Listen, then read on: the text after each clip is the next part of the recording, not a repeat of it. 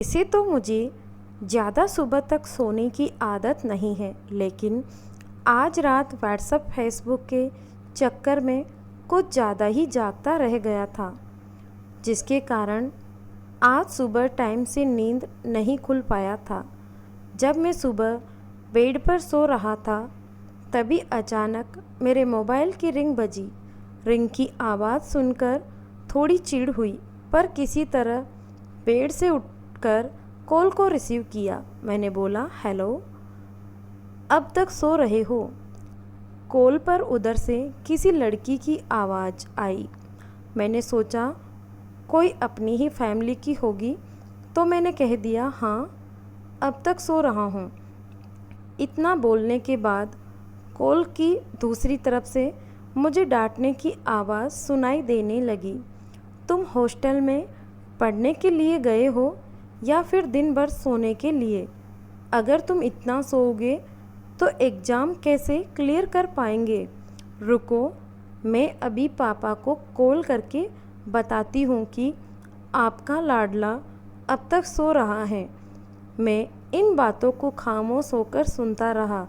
मुझे यह समझ में नहीं आ रहा था कि मैं कब से हॉस्टल में रह रहा हूँ और कौन सा एग्ज़ाम क्लियर करना है। खैर, अब तक मुझे पूरी तरह से समझ में आ चुका था कि यह किसी रॉन्ग नंबर की कॉल आ रही है। मुझे चुप देखकर वह फिर बोली, इतने चुप क्यों हो? क्या हुआ? अब मुझे भी रहा नहीं गया और मैंने साफ साफ सब कुछ बता दिया कि आपने रॉन्ग नंबर पर कॉल किया है। यह सुनकर हुआ वह सन्न रह गई। वह बोली, सॉरी, मैंने अपने भाई के पास कॉल की थी। न्यू एंड्रॉयड फ़ोन रहने के कारण मेरे मोबाइल में भाई का नंबर सेव नहीं था, जिसके कारण गलत नंबर डायल हो गई। मुझे माफ़ कर दो। मैंने कहा, ठीक है, कोई बात नहीं, लेकिन आपने तो मेरा दिन ही ख़राब कर दिया। बेवजह सुबह सुबह डांट लगा दी आपने। उसने माफ़ी मांगने के बाद कॉल डिस्कनेक्ट कर दी, लेकिन सच कहूँ, उसके बात करके बहुत अच्छा लग रहा था। उसका डांटना गजब की अपनापन महसूस करवा रहा था। इसके बाद मैंने इन सब से ध्यान हटाकर ऑफिस के लिए तैयार हुआ और उसके बाद 9:15 ऑफिस पहुंच गया। लेकिन आज ऑफिस में भी मन नहीं लग रहा था। कुछ सूना सूना सा महसूस हो रहा था। मुझे उससे दोबारा बात करने का दिल कर रहा था और ऑफिस में ज़्यादा काम नहीं होने के कारण बोरिंग भी महसूस हो रही थी। मैंने अपनी पॉकेट से मोबाइल निकालकर उसकी नंबर पर कॉल करने की सोचा, लेकिन मुझे कॉल करने की हिम्मत नहीं हो रही थी।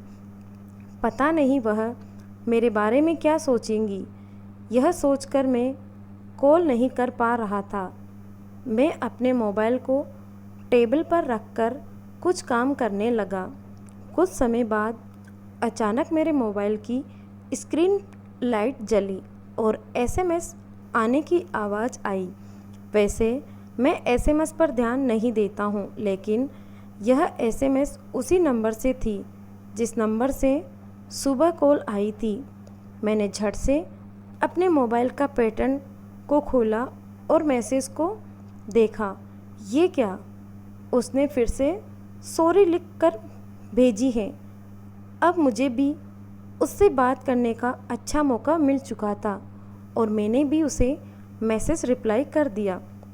फिर क्या, एसएमएस की बाढ़ आ गई और दिन भर एक दूसरे को एसएमएस भेजते रहे और हम दोनों अगले 4 दिनों तक एसएमएस के द्वारा ही बात करते रहे।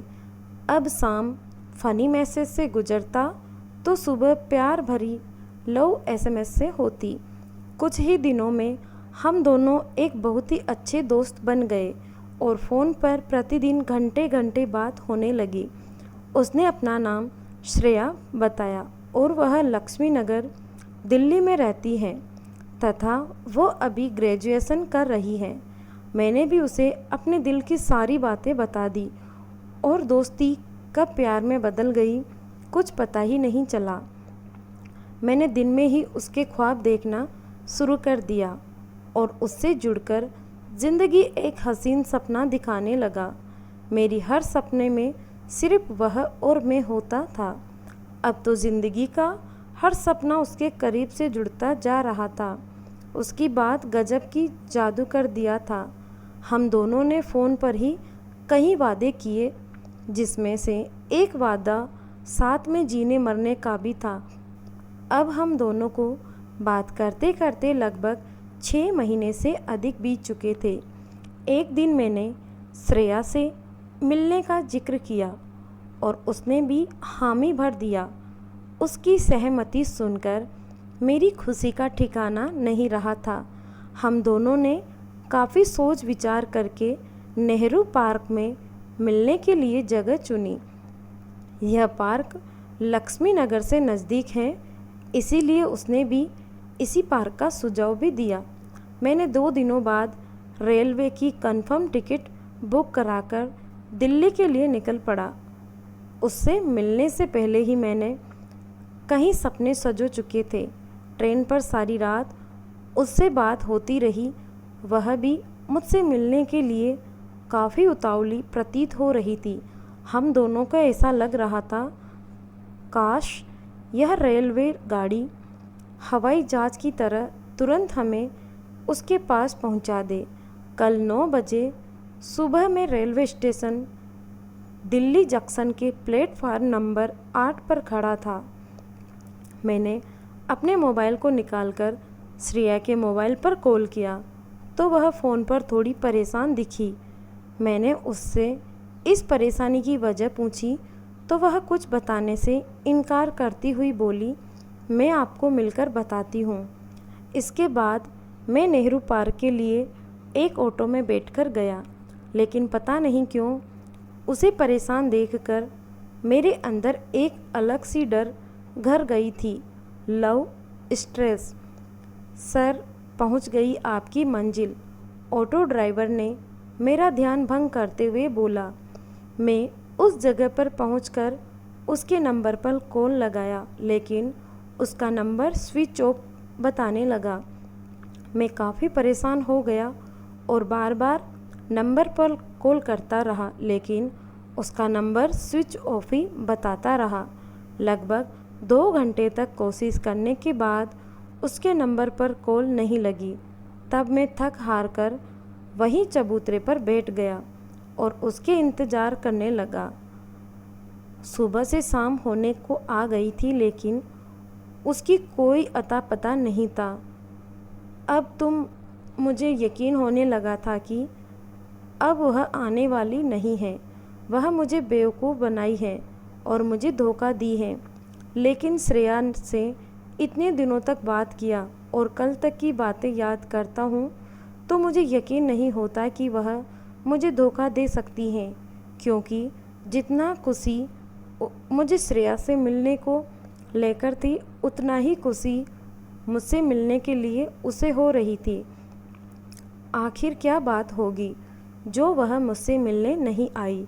यह प्रश्न मेरे दिल को हमेशा मुझसे पूछ रहा था।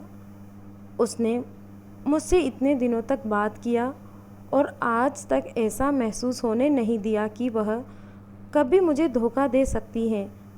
अब तो इस हालात में मेरे दिमाग भी सही से काम नहीं कर रही थी। मैं वहाँ से वापस आने से पहले उसको ढूंढना चाह, पर मेरे दिमाग ने इसकी सहमति नहीं दिया और मैं वहाँ 2 दिनों तक इंतज़ार करने के बाद पुनः अपने घर वापस आ गया। घर आने के बाद सुबह सब कुछ बेगाना सा महसूस हो रहा था।